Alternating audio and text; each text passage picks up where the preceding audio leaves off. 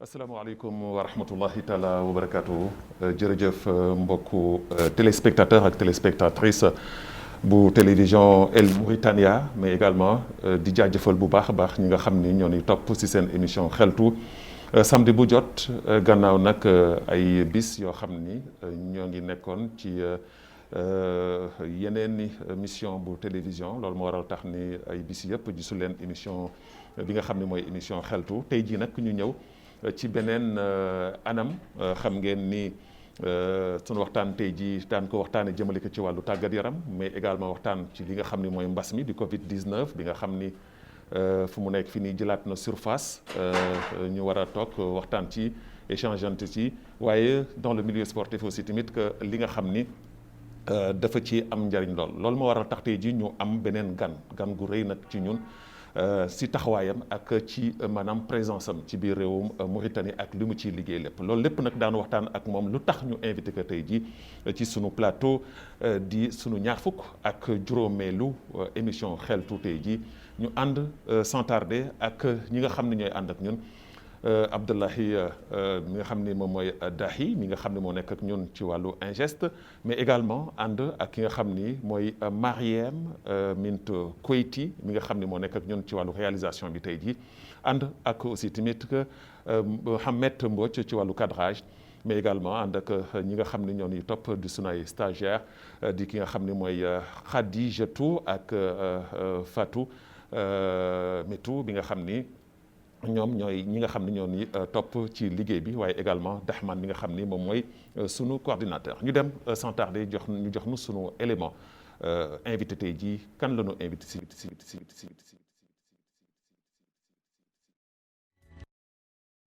bés bu set ak li ciy xew waaye gaaw bu jot ak gan gu bees bu ñuy dalal ci seen émission xeltu di seen ñaar fukkeeli émission ak juróom ki mu dalal tey ji mooy Pape Amkhar Dieng juddoo ca Boutilimit ci atum junni ak juróom-ñeenti téeméer ak juróom benn fukk ak ñeent ay waajuram dalal ko njàngum dawal gi mu defee ko foofee ca Boutilimit mu di tuut tànkam bu mu fa jógee dal di ñëw fii ci biir Nouakchott di capitale bi def fi njàngum diggu doomam ba am baccalauréat ci la dem fi nga xamante ni moom mooy l'université bu Nouakchott def fi njàng mu kawe mi daal di fa jóge tabbee ca fi nga xamante ni moom la ñuy wax ENA di daara ji nga xamante ni ñoom ñooy tàggat administrateurs yi fi biir réew mi génnee fa ak lijaase bi ñuy woowee inspecteur des trésors moom suñu ganu tey jii ci jaar-jaaram def na ci li nga xamante ni moom mooy régie financière doon ko amoon Pastef lool ci njàngam ndax boo déggee ni muy làkk yu bëri nga xam ne kii amoon na jom lool ci wàllu njàng ak njàngale li ci mel ni arab da koy làkk français anglais boole ci ak làkki réew Mauritanie yépp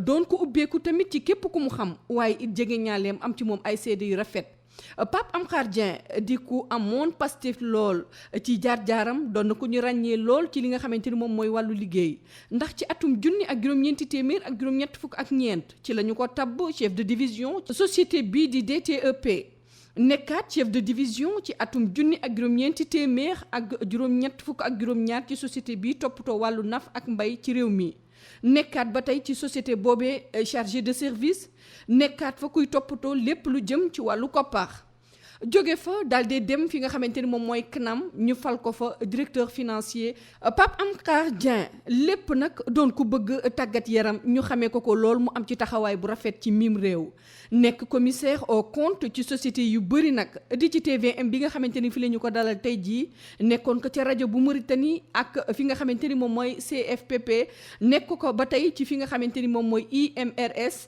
ak fi nga xamante ni moom mooy Sen Hada ci wax leen ba tey ci jaar-jaaram dinañu jafe lool ndax ku bëri lu mu def la ci miim réew bu ñu delloo ca tàggat yaram ba nga xamante ni jotoon nañu ko tudd daf ci def lu mucc ayib ba nekk fa tey jii la nga xamante ni moom la fa nekk di président commission régionale football populaire mooy li ñuy woowee nawetaan nekk fa président club FDS première division ci atum ñaari junni ak fukk ak benn ba ñaari junni ak fukk ak juróom-ñeent nekk trésorier adjoint bu FFRIM maanaam kuréel gi nga xamante ne ñoom ñooy toppatoo lépp lu jëm ci wàllu football ci fii ci biir réew mi nekk membre ci comité exécutif ba nekk njiitu ligue nationale de football doon ku ñépp nangul taxawaayam ci lu jëm ci wàllu football ci miim réew Pape Amkhar Dieng néew na ñu ko xamul ci miim réew ndax taxawaayam ak pastéefam ak jom ba nga xamante xamante ni moom lay wone ci fépp fu mu dem.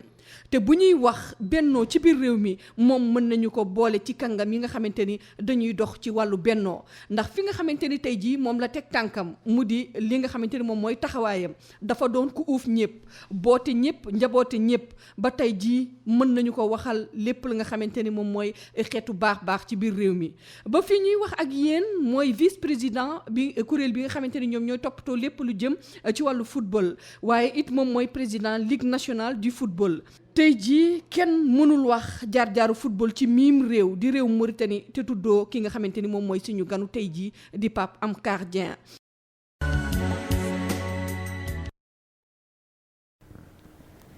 voilà donc mbokku téléspectateur ak téléspectatrice bu émission xeltu seen ganango Pape Amkar Dieng doyen ñoo ngi lay nuyu. man tamit maa ngi leen di fay di leen remercier moo di si invitation bi ngeen ma def pour waxtaan ak yéen si mbirum sport surtout football si Mauritanie. voilà doyen Dieng dégg nga sa portrait li nga xam ni sunu naatango Léna Dieye def na ko tey jii su ma la doon wax ni lan nga cay yokk su fekkee ne dafa am lu manqué lan lay doon. Bon, je pense que portrait bi quand même c'est vraiment complet. Comme def naa si sama domaine liggéey j'ai travaillé au ministère des Finances comme ni ñu ko waxee. Après dem naa CNAM.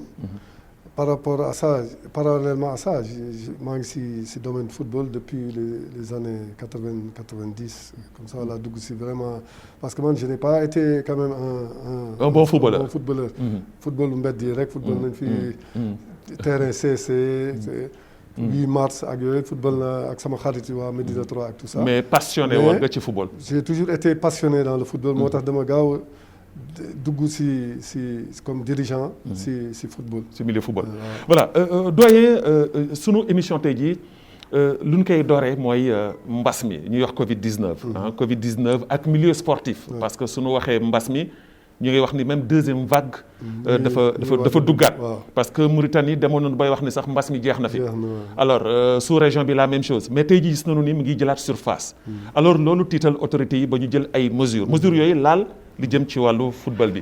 Alors tey nan ngeen koy dundee en tant que tey jii maanaam instance football mauritanienne. Au niveau de la fédération c'est vrai depuis le début ba mbas bi vraiment duggee si dëkk bi. C'était vers le mois de mars. On a immédiatement comité exécutif dafa jël décision déjà pour arrêter comme li ko autorités yi décidé. Arrêter compétition yëpp. Et comme ni nga ko waxee le fait ñuy arrêter compétition c'est vrai que ça a posé beaucoup de problèmes aux acteurs, différents acteurs du football comme les clubs et tout ça.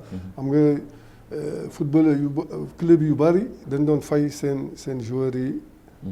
Pour parce que c'est le football professionnel. Parce que c'était presque un football pratiquement c'est un football professionnel. Ouais. C'est vrai que c'est un championnat amateur, mais pratiquement 80% des joueurs sont payés. Sont payés par les clubs. Donc fédération bi comme xam na loolu donc mu jël ay décisions yu am solo yoo xam ne pour dimbale équipe yi donc dimbale par exemple chaque équipe première division. jox nañ ko 2,5 millions si MRO quoi xaalis bu njëkk bi c'est-à-dire 250,000 oubliés. Joueurs yi chaque joueur équipe bu nekk dañ la wax ñu jox ñu 30 joueurs yi seen liste 30 joueurs ku nekk si ñoom ñu jox ko 50,000 MRO. Arbitres yi tamit jox nañ leen même ligue régionale xam nga au niveau de chaque région am na benn ligue buy représenter fédération moom mooy organiser foofu compétition par exemple 3e division championnat régional ak yooyu. Même ñoom ñëpp jox nañ leen ndimbal comme parce que xam nañ ñu ngi ci situation bu difficile. C'est pas seulement au niveau de l'économie mais aussi même au niveau du sport ils avaient de sérieux problèmes pour joindre les deux bouts. Donc on était obligé mais justement tey jii nan ngeen di dundee maanaam football bi ak Covid 19 bi parce que suñu waxee football c'est le public. tey jii yàq bi mu yàq ci wàllu koom-koom ci biir réew mi. c'est vrai que rawatina ci wàllu sport bi. wallahi c'est vrai que football ak public ñoom ñoo ànd.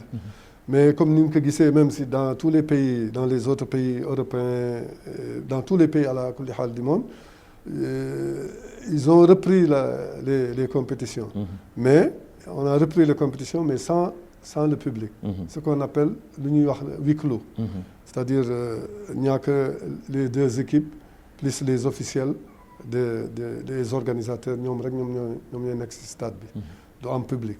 mais parce que gisoon na ni public bi bàyyi woon nañ ko mu commencé di dugg mais depuis barki démb bi nguur gi jëlee mesures yi ngeen fekk si leen ci loolu. waaw exactement loolu moom mooy période bi nga waxoon tout à l'heure ni mbas bi dafa presque jeexoon na si dëkk bi mais comme tu l'as dit deuxième vague bi ba mu commencé am l'État a jël ay mesures draconiennes pour les manifestations ak tout ça moo tax ñu delluwaat encore si le huis clos strict du am benn public kii rek joueurs yi comme la ko waxee ak officiels yi organisateurs yi ñoom ñooy nekk si stade bi parce que loolu mesures yooyu dina dimbale bu baax ministère de la santé pour mu si dans sa lutte contre la pandémie. mais tey jii monsieur Dieng ban mesure ngeen di d'accompagnement yéen ngeen jël en tant que fédération parce que suñu waxee fédération mauritanienne de football duñuy wax ni maanaam instance la boo xam ne dafa am doole.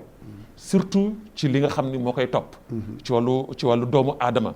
alors ban mesure tey jii d'accompagnement ngeen di ànd ak nguur gi pour mën a fexe ba baare li nga xam ne mooy mbas mi Covid 19. mesure yi ñuy def mooy li ma la wax déjà aussi on fait de la sensibilisation dañuy wax club yi au niveau de leur club ñu sensibiliser seen supporters yi. déjà pour respecter les mesures barrières. di takk masque di raxas seen i loxo ak saabu. wala su amul loolu nga utiliser gel bi. donc ak respecter surtout distanciation parce que loolu dafa am solo ça c'est des mesures yi nga xam ne jafewul pour organiser. et ça te fait quoi aujourd'hui soo déggee tey jii am ñoo xam ni ba tey du ñuy wax ni Covid 19 amul. bon loolu c'est leur avis mais quand même soo xamee ni li soo gisee lu xew si monde si àddina bi. ak nit yi mu rey. même fii suñu dëkk bi. rey na plus de 200 et quelques personnes. tout à fait donc soo waxee ni vraiment amul ça veut dire que aussi sa xel daal jéemuloo. ils sont manqué na la tuuti conscience. parce que su mbas bi amul woon. situation bi état bi du jël fermer par exemple marché yi fermer mosquée yi. loolu c'est des mesures tellement difficiles à accepté par la population su état bi demee ba jël yooyu mesure war a xam ni y a une raison vraiment raison valable bi nga xam ni moom mooy le développement de la pandémie. de la pandémie voilà président ñu sóobu nag ci ci maanaam point yi nga xam ni tey jii war nañ ko waxtaanee mu jëm ci wàllu football bi. ñu gis ni le football mauritanien ci at yi ñu génn am na jéego yu am solo yoo xam ne def ngeen ko ci kenn dootu ko naatam ne alors tey jii soo ma doon jàngatal tey jii résultat yi nga xam ne tey jii def ngeen ko fi ma laaj la tey jii secret bi nga xam ne tey jii am ngeen ko ba egg ci fi ngeen egg si lan lay doon secret boobu. secret boobu benn secret rek la moom mooy liggéey. parce que depuis maa ngi si fédération yi depuis 2003 moom laa njëkk dugg si bureau exécutif fédération. mais quand même le dernier bureau qui bi ma nekk nii qui a été élu en 2011 la première fois.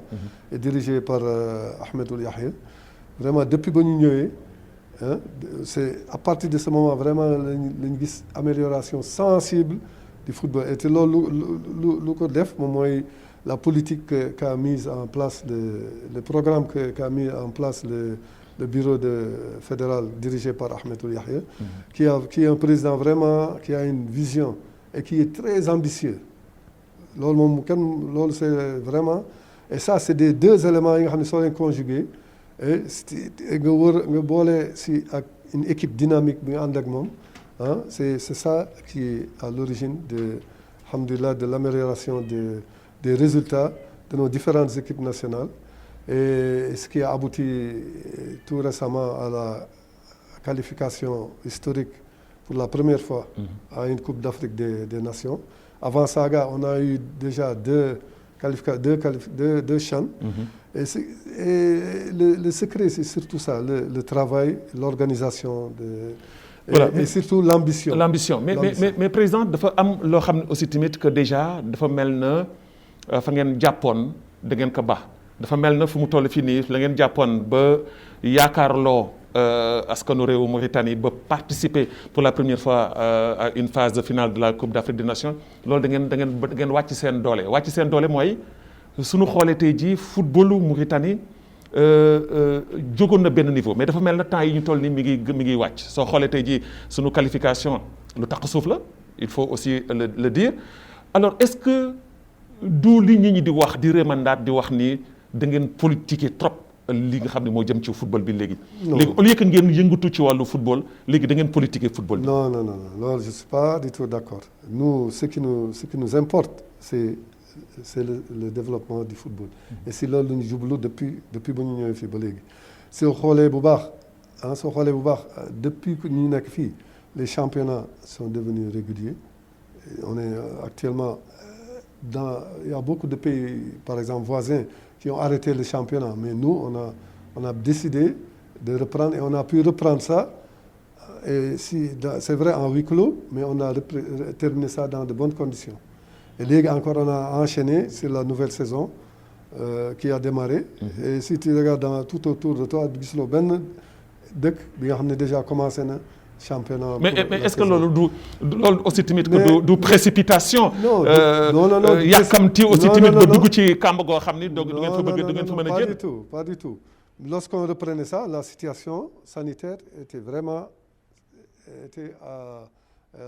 très bonne. Comme ni nga ko waxee sànq. Donc c'est pas une précipitation c'est une décision qui avait été prise lors de la réunion du comité exécutif bi nga xam ne moo doon arrêté woon kii bi dañu waxoon ni su situation sanitaire bi améliorée on va continuer le championnat et sous championnat comme nit yi aussi des joueurs sont restés pratiquement plus de 6 mois sans jouer donc on a dit que on va reprendre le championnat pour terminer les 7 journées. Si 7 journées est passée, on va par exemple rester 3 semaines, enchaîner ce beneen parce que les joueurs sont restés trop longtemps sans jouer. Donc il faut, et comme il y a les compétitions internationales, l'équipe nationale participe, comme tu l'as dit tout à l'heure, si Coupe d'Afrique bi, et les résultats yi ngay gis yu kii en grande partie c'est dû à mais lan moo waral pente bi. mais justement loolu laa lay expliquer léegi c'est dû surtout au fait que les joueurs sont restés longtemps sans jouer et c'est dû à la pandémie. mais ça c'est par exemple tey jii soo xoolee football Mauritanie ñu si ëpp tey jii ñoo ngi ci bitim réew. waaw mais voilà alors. et ñooñu ñu nekkoon ci bitim réew ñoo ngi doon football. non mais il faut pas dire que il y a une grande base qui bokk na si ñi nga xam ne ñi ngi jouer ce championnat bi. parce que l'équipe nationale c'est vrai que il y a les 2 tiers viennent de l'étranger mais il y a aussi un tiers qui fait partie des joueurs locaux. ñi nga xam ne si fii lañu bokk.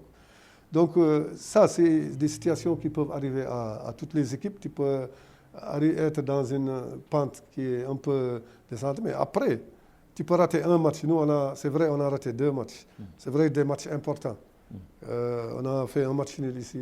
parce que soo xoolee tey li nu dese moo gën a métti li nu passé.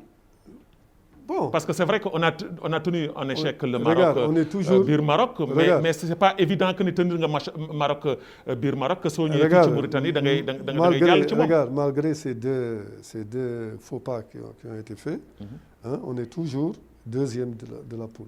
Donc on est toujours en course pour mais l'avant-dernier match peut tout basculer. On doit recevoir le Maroc la prochaine journée. Et là on est obligé de faire un excellent résultat. Pour pouvoir Maroc du ñeexum ñebe de grand. man waxuma ni du ñeexum ñebe mais laaj leen ko ñoom du dem nañ seen dëkk on les a tenus en tête. mais c'est pas une raison grand. J'ai pas dit que c'est une raison. tenir en échec Maroc biir Maroc ça ne veut pas dire que ni su ñëwee fii da ngay tenir en échec. mais pourquoi pas On peut bien. Oui, bien sûr. Mën na nekk, c'est ça, possible. c'est le football. C'est le football. Oui, c'est le football. Donc, il ne faut pas seulement xool le côté négatif. Non, non, ça dit que... on est bien conscient que ce sera très difficile. Voilà, ça dit que équipe bi commencé compétition bi ak équipe bi ñu yor léegi nii il faut qu'on se dise la vérité aussi que tamit que du loolu moo fi nekk non équipe bi ñu commencé compétition bi. c'est arñi bi gaañee xale yi amoon arñi maanaam taxawaay bi amoon ak léegi nii am na lu wàcc. Je suis tout à fait d'accord mais ça c'est valable pour tout le monde. Ça, c'est valable pour tout le monde. Mais nous, on est conscient qu'on doit faire deux excellents résultats pour pouvoir se qualifier. C'est vrai que si nous gagnons les matchs, on serait quasiment qualifié. Mais malheureusement, on a fait des faux pas. Mais ça ne veut rien, ça ne veut pas dire qu'on est éliminé. Et si une fois que l'équipe nationale demul phase finale Coupe d'Afrique bii di ñëw Cameroun, est-ce que du doon échec ci fédération bi échec ci encadrement technique bi. C'est vrai que on le souhaite pas et on va travailler vraiment pour continuer sur la même lancée mooy xam ni chaque CAN ñu qualifier suñu équipe pour la CAN.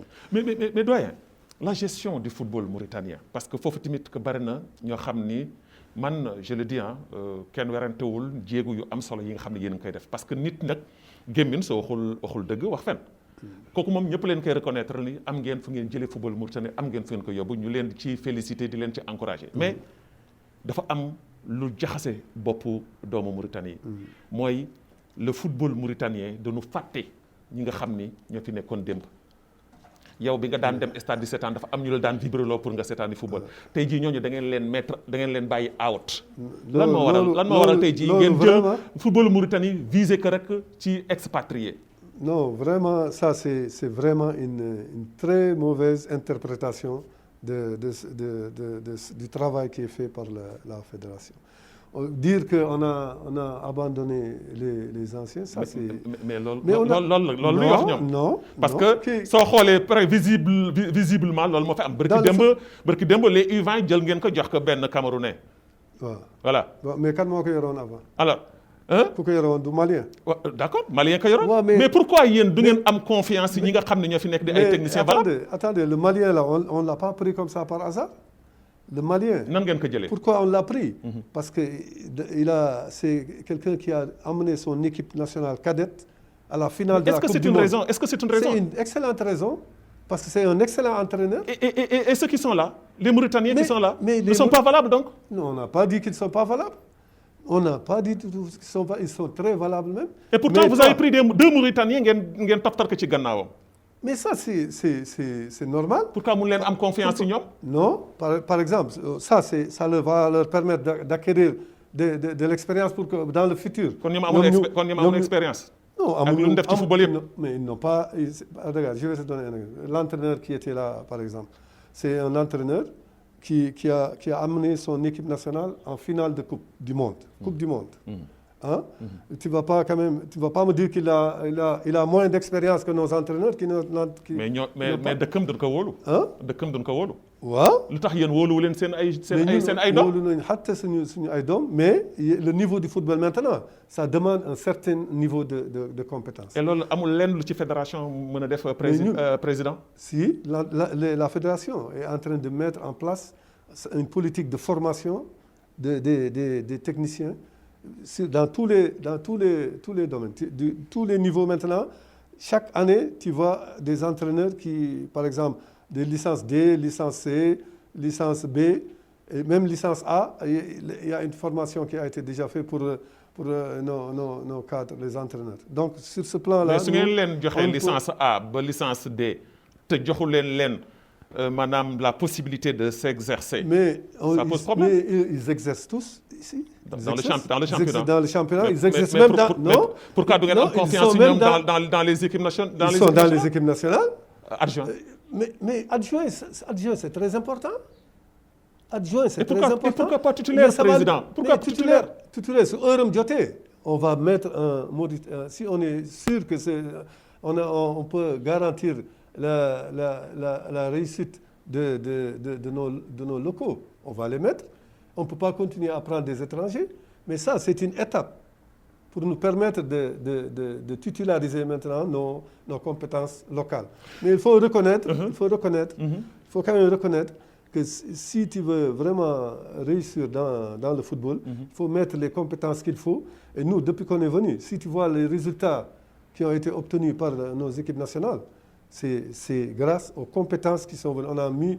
On a amené un directeur technique espagnol qui était le directeur technique du centre de formation de Valence, qui a fait plusieurs années qui a vraiment formé dans tout le pays, a formé des techniciens. Mais ça, c'est parmi les étapes. Il ne faut pas être pressé. Il ne faut pas être trop pressé. Il faut passer par toutes les étapes pour arriver à l'objectif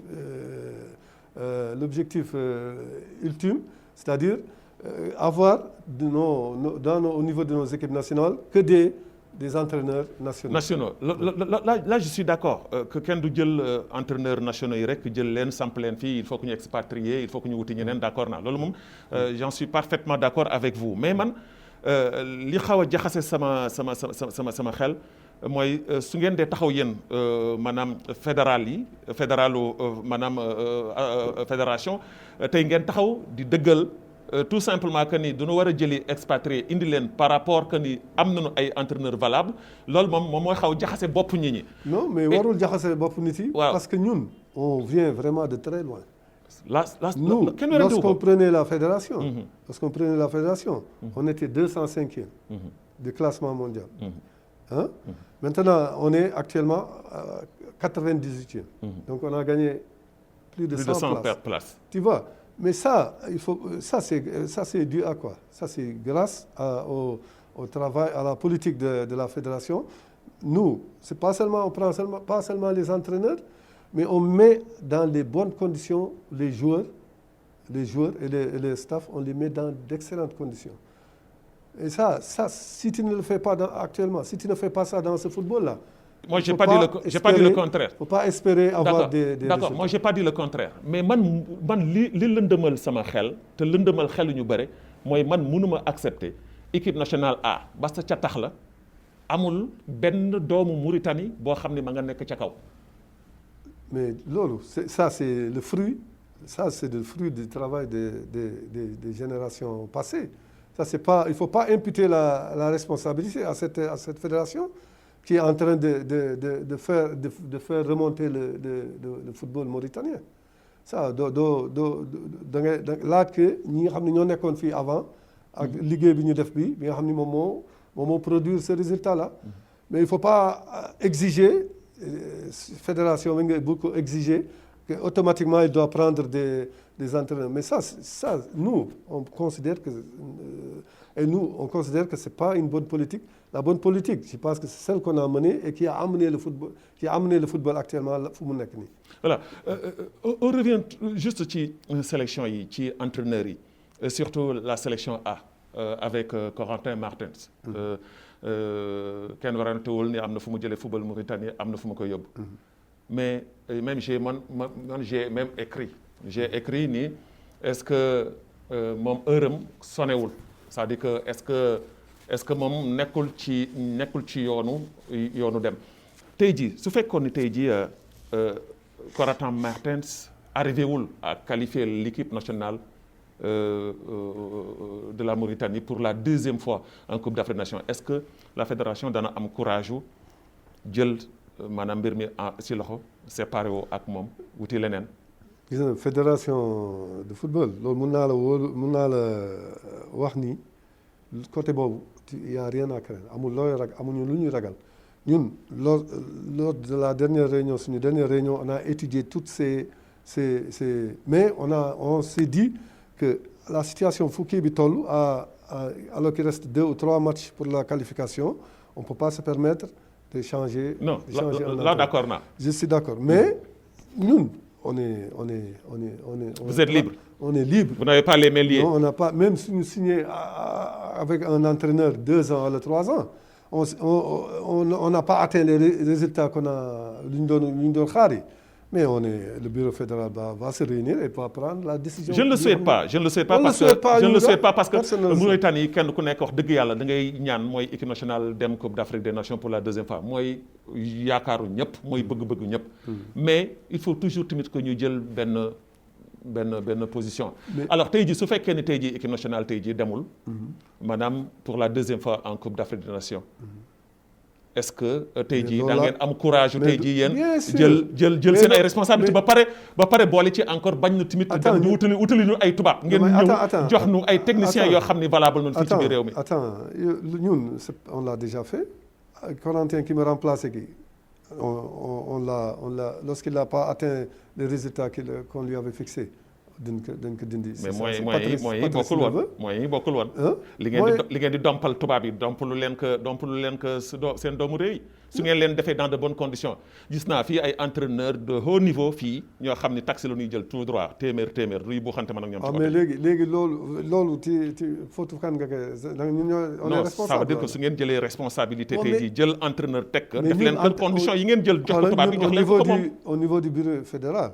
On considère que on n'a pas encore des entraîneurs qui sont en mesure de gérer l'équipe nationale A. Non, pas de gérer, tout le monde peut gérer, mais de nous permettre de réaliser les résultats qu'on amagu leen ko daal seen xel seen gisagu leen ko. C'est la réalité gisaguñ ko. C'est pas pour rien qu'on prend la tâche des compétences extérieures. Nous, comme je t'ai dit, on est en train de travailler parallèlement au développement des ressources techniques yi pour pouvoir nous permettre d'arriver li nga xam ni li nga wax ni dans le futur peut-être d'ici 2 ans ou 3 ans peut-être qu'on aura la possibilité de désigner un entraîneur très compétent et avec une certaine expérience qui pourra nous maintenir les résultats que nous avons déjà obtenus. Mais président lan moo waral tax un championnat à deux groupes? Très simple. Pourquoi on a décidé de faire 2 groupes exceptionnellement? Ce sera seulement pour cette saison. Ce sera seulement pour cette saison parce que nous situation bi demee situation bi avec le Covid et tout ça et comme on devait reprendre le championnat et on a pris une décision, le bureau fédéral a pris une décision compte tenu du Covid et tout ça, qu'il n'y aura pas de relégation. Il n'y a pas eu de relégation l'année passée. Donc, on va se retrouver avec 16 équipes, c'est-à-dire les 2 équipes de D2 qui sont montées, plus les 14 qui étaient là. Donc, c'est pour cela, et pour nous permettre aussi, en fonction de la programmation des matchs, des compétitions internationales, des équipes nationales, ils ont les matchs qui restent pour la Coupe d'Afrique, ils ont les éliminatoires de la Coupe du Monde.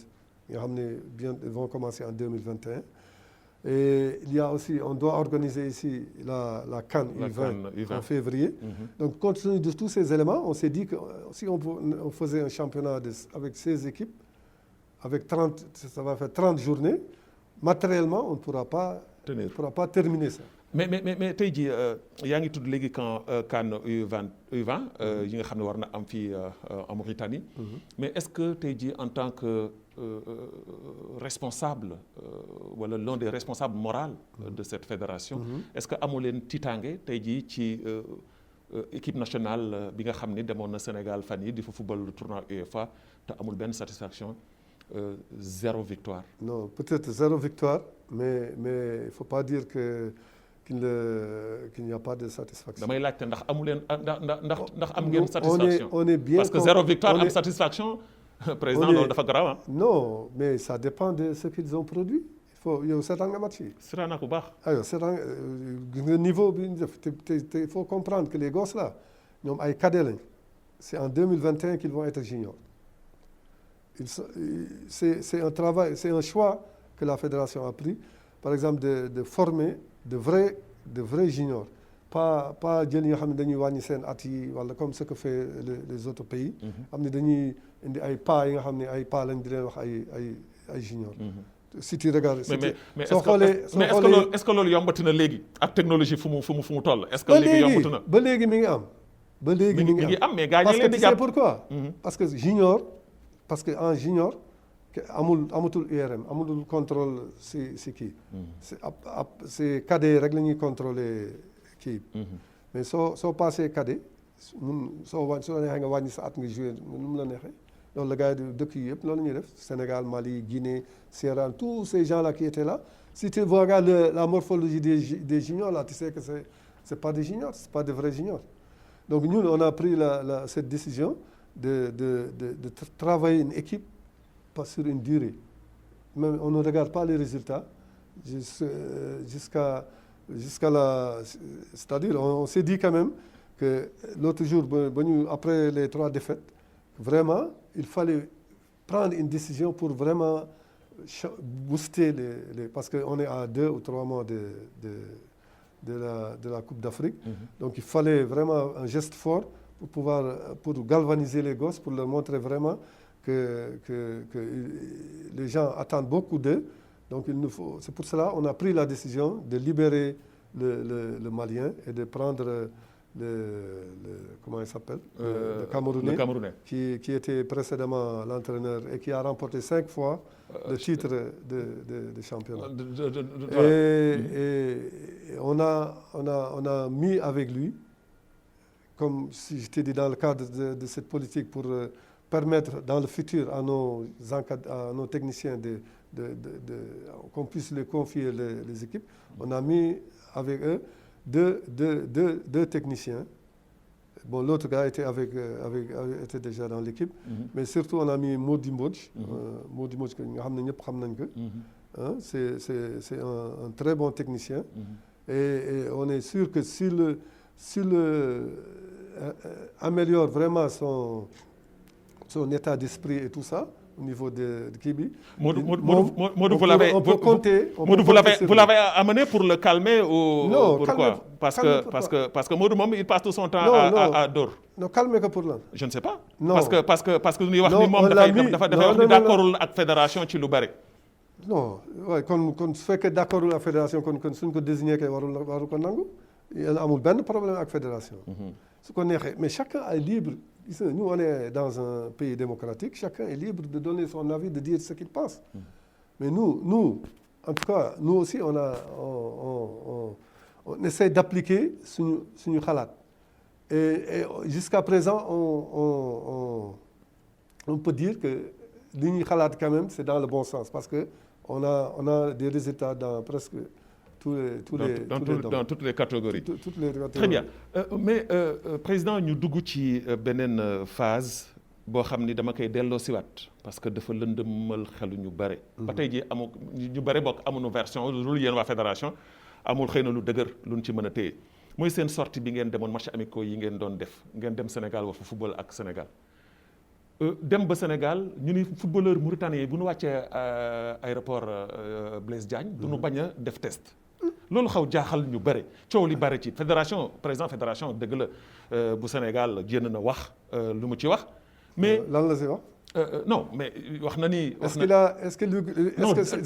dëggalu ko mais est-ce que du da ngeen koy arranger amiablement. seen diggante yéen ñaar parce que ñëpp xam nañu le président Yaxya ak le président Senghor ay gaañ lañu. loolu moom mais lan moo xew au juste. dama bëgg nga wax ka tey ji téléspectateurs yi ñuy seetaan du pour Babacar Nama mais pour ñi nga xam ne ñoo ñuy seetaan te seen xel lëndëm ci loolu ba léegi. lan moo xew seen xel lëndëmul parce que li xew moom mooy dëkk bu nekk est souverain. Et chaque pays soo ñëwee protocole CAF bi dafa wax ni tu dois faire avant le match tu dois faire le test. Il n'est pas dit que soo duggee aéroport nga war a ñoom ba ñuy ñëw du indi nañ attestation ni defoon nañ test fii. ba pare. aywa donc pourquoi on peut pas leur exiger de faire un test à l'aéroport mais ils ont fait le test la veille les gens ils ont attendu la veille du match alors qu'ils devaient le faire 2 jours avant au moins. Ils ont fait ça seulement la veille. Et ils ont sorti, ils nous ont dit qu'il y a des staffs, des entraîneurs, parmi l'encadrement technique, pour te dire que ces gens-là, ils nous ont dit que, ça leur paraît vraiment bizarre parce que chaque semaine, ils font des tests en France. Chaque semaine, ils font des tests. Mais ils disent que les Mauritaniens, bari na ci Mauritanie man mii di waxanteeg yow bokk naa ci ñi nga xam ne xalaat nañu lool que ni Sénégal match boobu daf ko ragaloon parce que xamoon na ni match boobu Arabie Tunisie suñu demoon ak ñoom mën nañ leen gagné mën na te suñu gagné woon Sénégal ci match boobu sa entraîneur Aliou Cissé moom mën na yëngatu est-ce que loolu ñu bari wax nañ ko mais 80% population bi loolu la ñu wax man mii bokk man moom laa gëmoon parce que gëmoon naa ni xale yi taxawoon taxaw boo xam ne suñu demoon Sénégal mën nañ fa gañ Sénégal Sénégal parce que les gosses étaient très motivés ils étaient extrêmement motivés même ba ñu ñëwee les interviews qu'ils ont fait et tout ça ils étaient vraiment très motivés quand même de faire un bon résultat à Dakar et ça n'arrangeait pas aussi le Sénégal wul woon Sénégal mais bon allahu alam yàlla moo xam la moo xew mais quand même c'est ce qui s'est passé xam nga mooy sànq mooy li ma lay wax ni la politique bi moom dafa dugg fépp léegi dafa jaxase carte gi lépp des fois même milieu sportif léegi politique bi moom daf ci en tout cas ñun ba ñuy jóge fii on était sûr que on est man 80% dama ni Sénégal day Mauritanie day door Sénégal parce que xamoon naa aussi tamit que li taxoon man ma ko doon wax mais président dafa am li nu jëm man nag dama xamul ni que ñu bëri di waxee est-ce que précipitation la est-ce que ambition la est-ce que gëm sa bopp la wala yàkkamti la voilà mooy la candidature du président de la fédération à la CAF voilà. Non, moi je pense que c'est pas une précipitation du yàkkamti parce que moom comme je l'ai dit dès le début c'est quelqu'un de vraiment ambitieux. moom il a toujours été ambitieux depuis ba mu ñëwee parce que toujours il veut moderniser tout ce qu'il veut amener il veut vraiment changer les choses. Donc c'est dans ce cadre-là comme gis na au niveau de la CAF que ça ne marche pas du tout vraiment. Ça c'est tout le monde qui le. Et pourtant ñëpp duñ doon wax ni xaritu Ahmed Ahmad la. waaw mais quand même. Et d'ailleurs même sax bari na ñoo xam ni moom jënd na dans les radios de la place wala sax à l'international di ko wax ni bon du candidat wu kenn candidat boppam la dafa gëm boppam moo tax mu dem. mais ba tey leerul ci xelu ñi ñaa parce que ñi ñaa ngi wax ni tamit que politique rek la. Non, parce que Ahmed Ahmad xëy na sax du ñàkk ni xëy na gisoon na situation bi. moo tax mu ñëw pousse que ak Augustin Senghor ay gars yi nam la. yéen politiciens bàyyi leen lu nekk ngeen bëgg si dugal ñun xamuñu politique ñun on est des sportifs. non man du ma politicien man journaliste la. en tout cas yow ba léegi sànq ba tey yaa ngi may wax ñun ñuy wax sport yaa ngi wax politique. waaw parce que da ngeen ci dugal politique loolu laa bëgg. non man en tout cas moi personnellement je suis apolitique. Je suis apolitique, tout le monde le sait. ñëpp xam nañ ni je suis apolitique. D'accord na. Au niveau de la fédération c'est la même chose. Tu ne vois que des gens qui sont obnubilés par le développement du football en Mauritanie. Le président Yahya en tête le président Yahya le président mi ngi ci affaire yi de. non mais ban. waaye ñun fii la ñu yeewoo grand. non mais wax ma rek. waay grand waa ji mi ngi ci biir affaire yi. Mais lui, c'est le président de la fédération. C'est le président de la fédération. Il doit, quand même, il a un certain comportement qu'il doit montrer, mais ça ne veut pas dire qu'il est politicien. Il est loin de la politique. Il est loin de la politique. Il est vraiment, son objectif, c'est le développement de notre football. Très bien. Comme toute son équipe. Très bien. Léegi nag tey candidature am tey jii, il a été reçu par le président de la République le jeudi dernier. Oui. Alors. Candidature am Mauritanien yëpp man même j'ai écrit que ni dañ ko war a jàppale parce que lu mu bon doomu Mauritanie la. kooku c'est le minimum mooy relu ñëpp.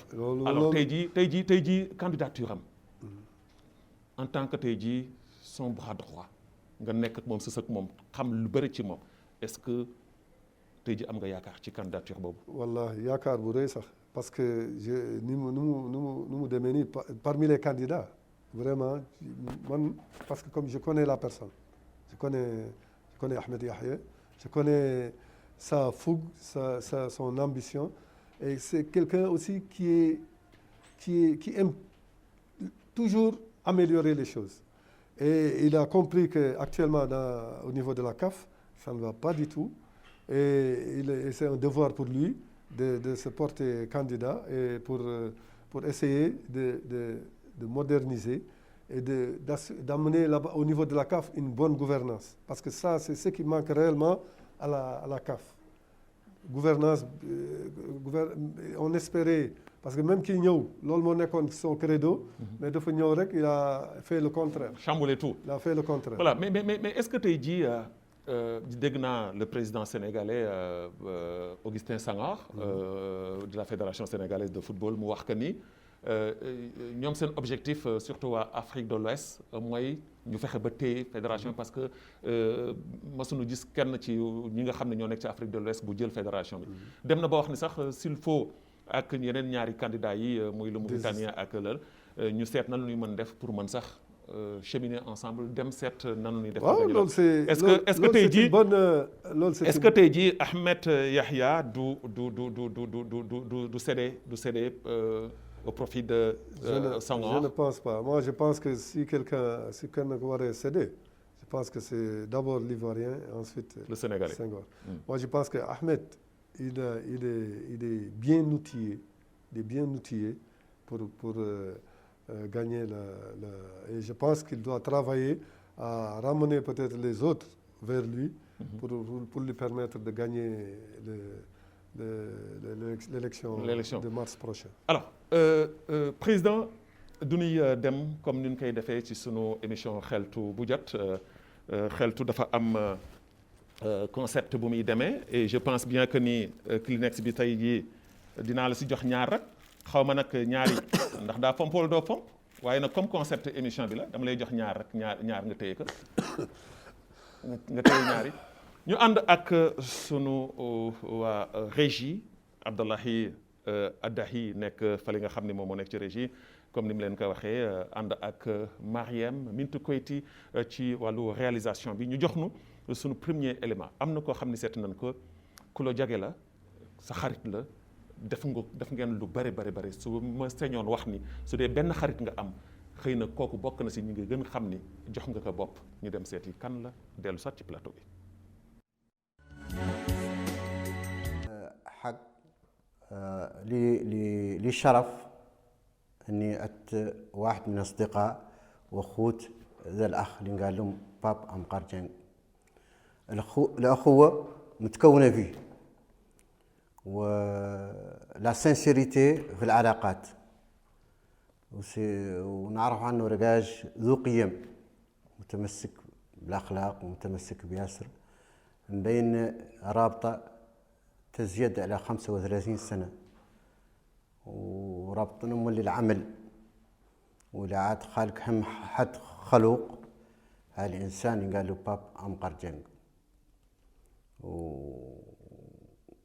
ونعرف عنه يحب الخير للجميع ويحب كرة القدم ونعرف عنه مخلص هذا لا يعد الكامل إما من قد الأسرة وإما من قد العمل وإما من قد الصداقة رقاش ما يقد ينشاف عليه شيء والحمد لله اللي طيتوني لوكازيون نتكلم فيه هو حي وأنا حي لكن نقول لكم أني فريمون هذا الراجل اللي ما يعرفه فريمون فات وياسر في العلاقة به اللي هو قمة العلاقة قمة الصداقة وقمة الأخوة وفرانشمون بارلي سي تو سكو ذا هو اللي نقدر نقول لكم في الراجل ذا اللي قلت خالق منه ياسر منين ودلاه انيميري كامل لا يبقى جافو براندر تو فوتر طون غير نعرف عنه سي كيلكان منين يشوف رقاش عنده مشكلة يسوى هي شنو سي كيلكان فريمون يختار يعدلها بعجل يختار يسوي مشكلة الراجل بعجل يسوى باش يسوى سكن سافا لو كوتي il veut le faire immédiatement et ça le marque pour toujours.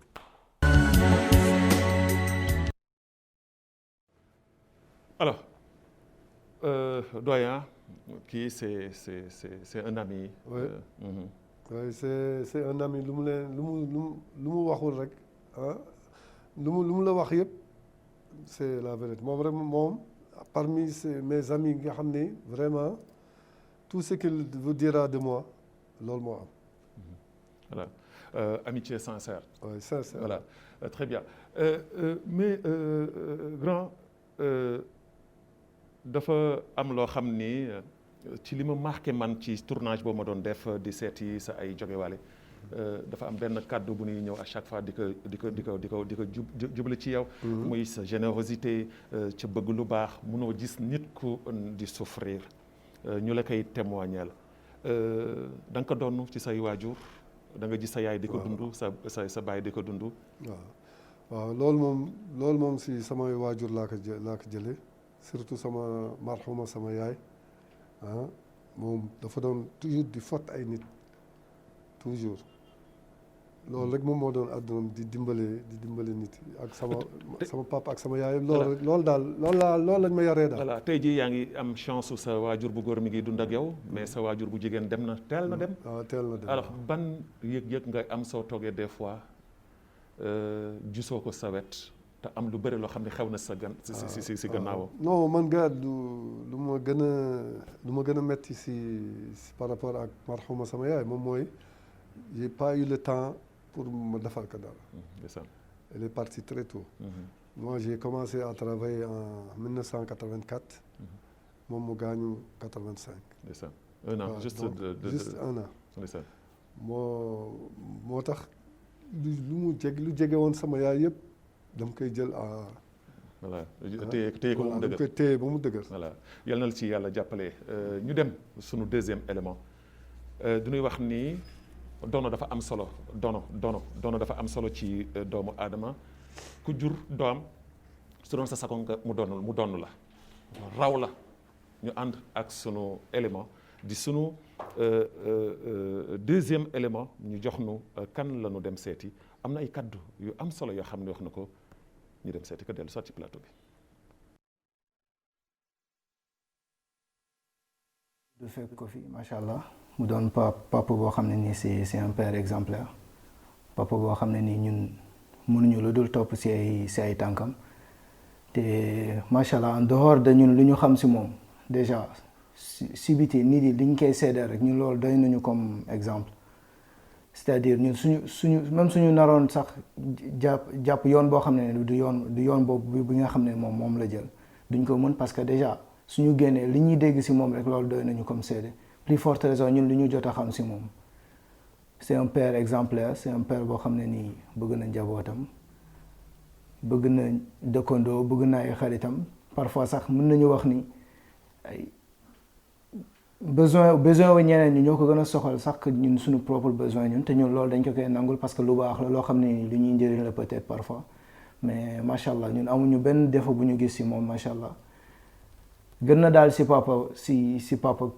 su ma doon wax man dama naan ñun duñu mës a jooy papa ñun parce que macha allah lépp fu mu ñu war a taxawoo yëpp taxawoo nañu ko te macha allah lépp li ñu koy ñaanal mooy mu yàgg fi donc lépp lu mu mën a fàttali si moom c'est déjà man ak moom mën nañu wax ne ñu bokk nañu milieu bi ñuy liggéey milieu professionnel te bi may fàttali ba ma gën a nekk xale su may dégg si histoire yi may raconté ni moom ku bëgg football la macha allah dégg yóbbuwoon na ma stade équipe am gagné mu sànni ma ndax li mu bëgg football loolu moom su ma koy fàttali tout le temps daf may def ay ree mais ba yàlla def na ni ba tey ba ñu dem ba bokk place liggéeyukaay ba nga xam ne nii macha allah c'est une fierté pour moi donc loolu yëpp ay souvenirs yoo xam ne ni soo toog di ko xalaat c'est des trucs yoo xam ne ça peut te faire plaisir bon nit ku nekk am nga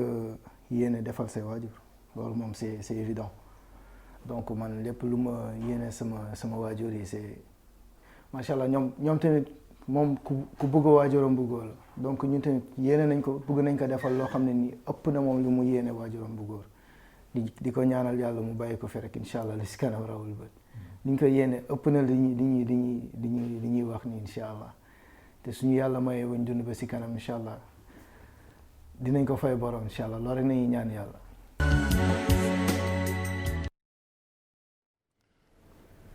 alors doyen c'est une fierté tey jii soo amee doom mu teg tànkam fi nga ko teg di jël ay références ci yow bëgg raw li ngay def. waaw loolu c'est vraiment une fierté un père c'est tout ce qu'il souhaite c'est yar ay doomam ba ñu màgg ba ñu réussir dans le domaine bi nga xam ne moom moo leen gënal quoi. complicité bi dox sa diggante ak sa njaboot lan mooy secret bi parce que du ñuy gis ne des fois am na ay waajur yoo xam ni. C'est le contraire. Non, alhamdulillah sama famille vraiment c'est une famille soudée ku nekk yaa ngi yem si sa place doom yi ñu ngi yem seen place doom soxna si ñu ngi yem place soxna man tamit maa ngi yem sama place li ma war a def yëpp dama ko war a def nga xam ne mun naa ko dama koy def tout ce que je peux faire parce que pour man dama xalaat sama parents yi nu ñu meloon si man ma xam ni aussi man je dois faire tout pour que mes enfants réussissent. Voilà élément bu mujj bi nag élément bu lay neex la ndax bokk na ci tey jii ñi nga gën a samp ci yow ndax ki nga ko dippee moo tax ñu ànd ak sunu waa régie ak réalisatrice Mariémine Koyti mu jox na sunu dernier élément.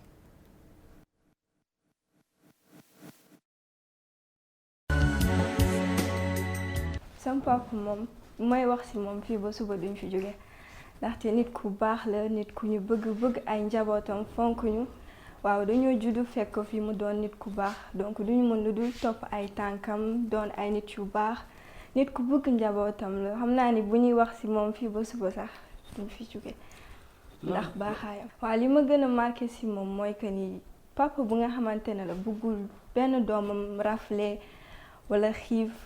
sama papa daal franchement nit ku baax la waa xam naa dafa fekk ma doon benn doomam bu jigéen bu mu am ba pare teg ci mu tuddee ma yaayam donc du def lu dul bëgg ma voilà ma nekk complice am ak yooyu xanaa voilà yàlla bàyyi ko fii suñu kanam mu nekk ak ñun gën a nekk ak ñun voilà di ko ñaanal gudd fan ak wér moo xam daal li mu bëgg yàlla na ko yàlla defaral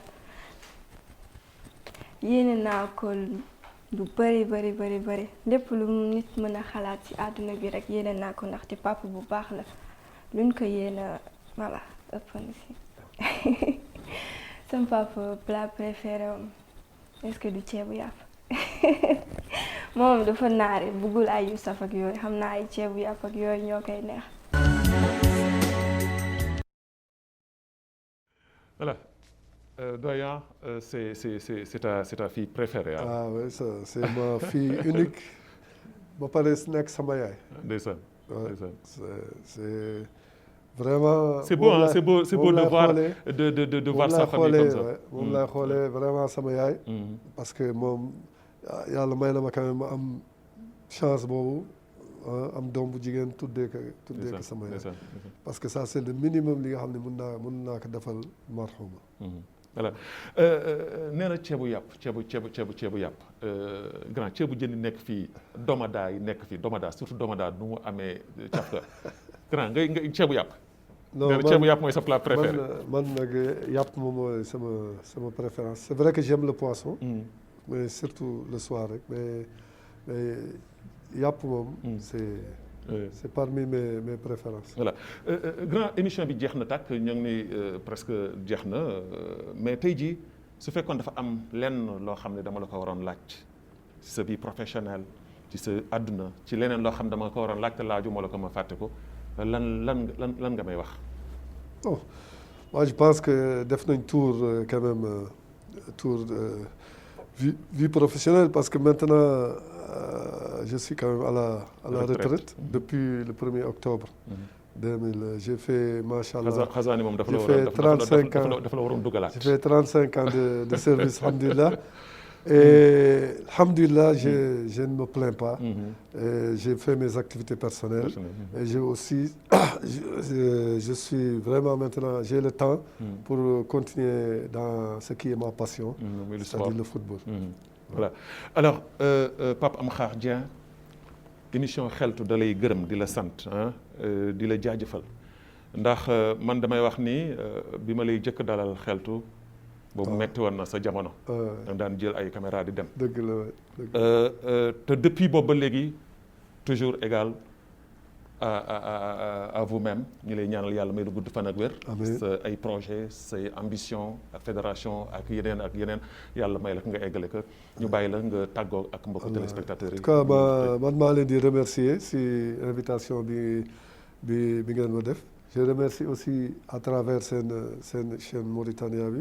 sama ñi téléspectateurs yi ñi doon seetaan ñëpp. sama mbokk yi samay xarit. sama am di jàmm. alhamdulilah bari nañ. donc ñëpp maa leen di ñaanal ñoom tamit gudd fan ak wér. et j'espère que je vais rester toujours le même. parce que c'est ça, parce que c'est ce qui est dans mon cœur. parce que loolu moom mooy Pape. yàlla na ma yàlla may daal ma nekk toujours. may continuer di def li ma doon def. lu baax yëpp incha allah. très bien jërëjëf kon mbokku téléspectateur ak téléspectatrice bu émission xeltu ñu leen di jaajëfal ci seen télévision nationale El Mauritania la chaîne leader comme j'ai l'habitude de le dire ñu amoon tey jii ak mbégte ak kontaante dalal kenn ci doomu réew Mauritanie yoo xam ni fierté li def ci réew Mauritanie di Pam Amkhar Dia di vice-président de la fédération mauritanienne de football également. président de la Ligue nationale de football ñu doon waxtaanee lu bëri nag ci wàllu football ci wàllu Covid 19 ci leneen ak leneen et je pense que ni tey jii am na lu bëri loo xam ne jàngat nañ ko fi di gërëm également ñi nga xam ne ñoo àndoon ak man ci liggéey bi Mouhamed Mbodj ci wàllu cadrage bi Khady Fatou Guèye nit ñoom ñi nga xam ne ñoo nekkoon ak man di ma accompagner sama coordinateur Dahman àndoon ak ñun kii nga xam ni mooy Abdallahi Addahi nekk fële ca Ingest di liggéey bu mucc ayib ak émission xeltu mais également di gërëm di sant bu baax a baax ki nga xam ne mooy Mariam Mint Koyti ci wàllu réalisation bi di leen jox daje nag lu toll ci ay semaine nag ndaxte du ñuy dem mbër voilà wax naa ko du ñuy jëm bër war a noppalu ji tuuti dellu soit ak yéen incha allah en forme ñu leen di ñaanal jàmm di ko ñaanal seen njaboot yal na yàlla jàmm ci biir mi yàlla muccal leen dégg nu ci géej xewal wasalaamaaleykum wa rahmatullahi taala wa barakaatu.